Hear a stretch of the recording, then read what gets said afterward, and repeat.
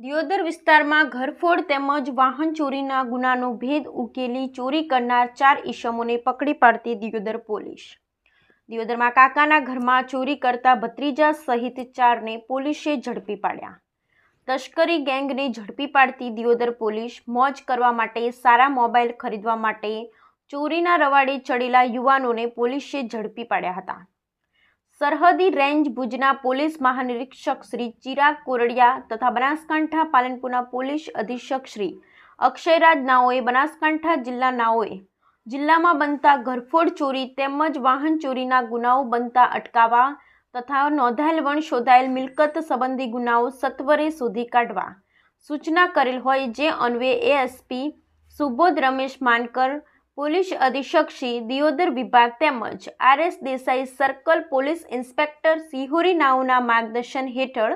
Deodar police સ્ટેશનના police inspector Shri PV Dhokadiya નાઓની રાહબારીમાં દિયોદર પોલીસ સ્ટેશનના પોલીસ અધિકારી કર્મચારી, માનવ સ્ત્રોત, technical surveillance, police night round patrolling વગેરે કરી પ્રયત્નશીલ હતા।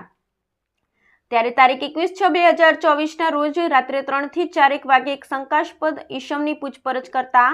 તેણે પોતે ઉપરોક્ત થયેલ ચોરીની કબૂલાત કરી હાલ એક સ્વિફ્ટ ડિઝાયર ગાડી મેં અને મારા દોસ્તોએ ચોરી કરી હતી।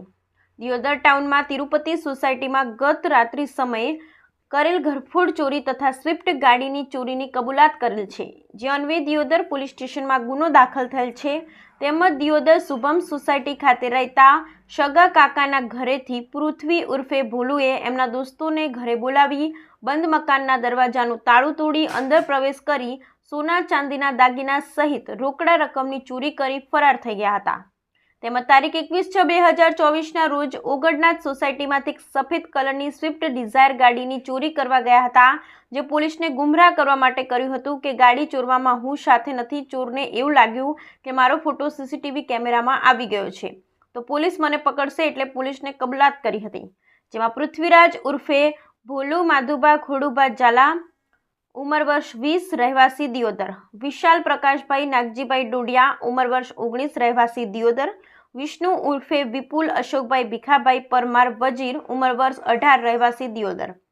કુલદીપ ઈશ્વરભાઈ પંડ્યા રહે દિયોદર અને એક સગીર કાયદાના સંઘર્ષમાં આવેલ બાળકને પોલીસે તારીખ 23/6/2024ના રોજ રાત્રે 9 વાગે અટક કરેલ છે। આ તમામ આરોપીઓએ ગુનાના કામે ચોરીમાં ગયેલ સોના ચાંદીના દાગીનાનો મુદ્દામાલ ક્યાં રાખ્યો છે, કોને આપ્યો છે તે પૂછપરછની જરૂરિયાત હોય તેમજ તેમની તપાસની જરૂરિયાત હોય દિયોદર પોલીસ દ્વારા નામદાર દિયોદર કોર્ટમાં 7 દિવસના રિમાન્ડ માંગેલ, જેમાં નામદાર કોર્ટ દ્વારા 4 દિવસના રિમાન્ડ મળેલ હોવાનું પોલીસે જણાવ્યું હતું।